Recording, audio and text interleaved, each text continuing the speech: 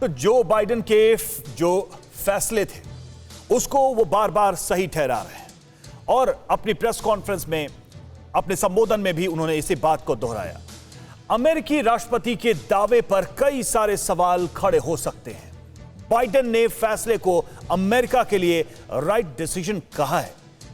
तो पहला सवाल यह है कि क्या बाइडेन जिसे अमेरिका के लिए राइट डिसीजन कह रहे हैं वो दुनिया और मानवता के लिए राइट है? रोहित हमारे साथ जुड़े हुए हैं। यह सवाल मैं रोहित से भी पूछूंगा। वॉशिंगटन डीसी से रोहित जुड़े हुए हैं। रोहित, दुनिया के लिए, मानवता के लिए, अफगानिस्तान के लिए और उन तमाम देशों के लिए जो अमेरिका के साथ आतंकवाद के खिलाफ शुरू से लड़ते रहे, क्या उनके लिए भी यह डिसीजन राइट है? देखिए रवि, जो बाइडेन ने अपने संबोधन में एक बहुत बड़ी कोशिश की, उन्होंने ये कोशिश की कि वो सिर्फ एग्जिट स्ट्रेटेजी से हटाकर, जिसपे पूरा का पूरा ध्यान लगा हुआ है पूरी दुनिया का, अमेरिका का, अमेरिकन सिटीजन का, वहां से हटाकर इस पूरे 20 साल के युद्ध पे जो है अपनी टीका टिप्पणी करे।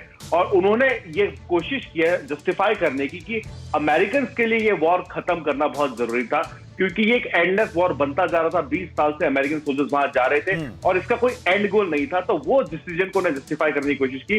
लेकिन जो आपका सवाल था कि क्या ये दुनिया के लिए राइट है, देखिए रवि, इसमें बहुत अलग अलग तरह के तर्क है। फिलहाल तो ऐसा लगता है कि ये सिर्फ और सिर्फ अमेरिका के लिए राइट है। आने वाले समय में पता चलेगा कि दुनिया के इसके ऊपर क्या कॉन्सिक्वेंसेस होने वाले हैं और अफगानिस्तान पे इसके क्या कॉन्सिक्वेंसेस होने वाले हैं। इमीडिएट इफेक्ट भी दिखने शुरू हो गए हैं। तालिबान रक्तपात कर रहा है अफगानिस्तान में।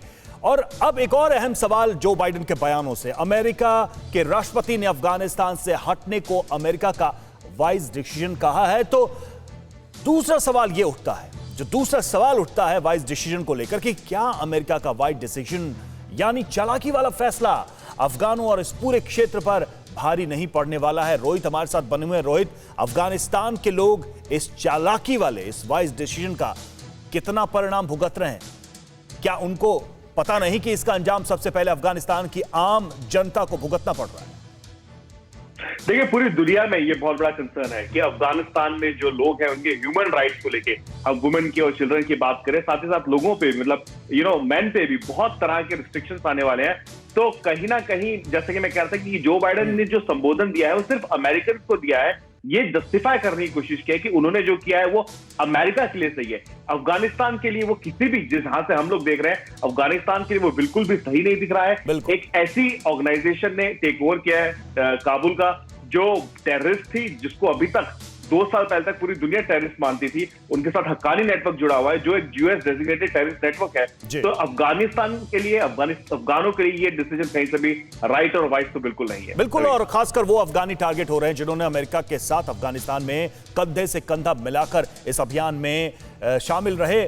तो सवाल बहुत सारे उठ रहे हैं। अफगानिस्तान से आनन फानन में अमेरिका का जो हटने का डिसीजन था वो बेस्ट डिसीजन बताया जा रहा है जो बाइडेन की तरफ से। इससे प्रभावित होने वाले बाकी देशों के लिए क्या ये फैसला बेस्ट है, क्या ये डिसीजन बेस्ट है, ये बहुत बड़ा सवाल है। रोहित, तो दूसरे देश क्या करें अब? अमेरिका ने तो अपने हिसाब से, बाइडेन ने तो बेस्ट चुन लिया, वर्स्ट दुनिया के लिए छोड़ दिया, बाकी देशों के लिए छोड़ दिया।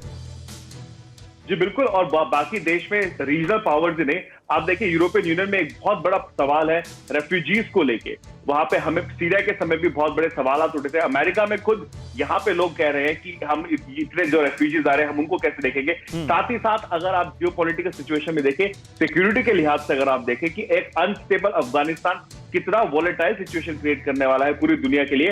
तो ये जो स्ट्रैटेजी थी जो बाइडेन की, उनको समझाने में बहुत टाइम लगा अपने एलाइज को भी, और अभी भी मुझे नहीं लगता हर एलाई उनके साथ कॉन्फिडेंस में है इसको। रवि, एलाइज की आप बात कर रहे हैं, तो अगर बाइडेन सिर्फ अमेरिका के लिए इस पूरे निर्णय को बेस्ट बता रहे हैं, अच्छा बता रहे हैं, और उसको ध्यान में रखते हुए ये फैसला जो है उसको राइट, वाइज और बेस्ट बता रहे हैं, तो आइंदा सहयोगी राष्ट्र उस पर कैसे भरोसा करेंगे?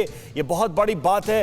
रोहित, यही सवाल मैं कर रहा हूं आपसे कि जितने लोगों ने अमेरिका का 20 सालों तक साथ दिया, चाहे वो अफगानिस्तान के लोग हों या दुनिया के दूसरे देश हों, नेटो के मुल्क हों, भारत जैसा देश जिसने अफगानिस्तान में बड़ा इन्वेस्टमेंट किया, वो कैसे भरोसा करेंगे आगे?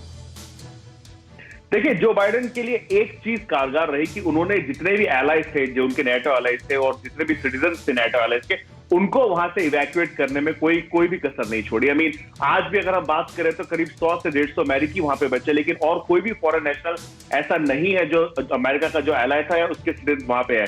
तो उस लिहाज से अगर आप देखें तो जो बाइडन शायद अपने एलायंस को कह सकते हैं कि देखिए हमने आपकी देख रेख की, लेकिन साथ ही साथ अगर आप ताइवान जैसी चीज को देखें, या अगर जो बाइडन ने इसी एड्रेस में कहा कि चाइना और रशिया हमारी बहुत बड़ी चुनौतियां हैं आने वाले समय में, तो अगर चाइना के खिलाफ अगर आप क्वाड की बात करें तो आई थिंक कहीं ना कहीं क्वेश्चन मार्क तो जरूर लेगा कि क्या अमेरिका फिर से आने वाले समय में जब उसके when their backs will be on against the wall, क्या वो सचमुच अबैंडन कर देगा या अपने एलायंस के साथ खड़ा रहेगा। तो ये बहुत सारे सवाल हैं। बहुत बहुत शुक्रिया रोहित आपका हमसे जुड़ने के लिए, हमसे बातचीत करने के लिए।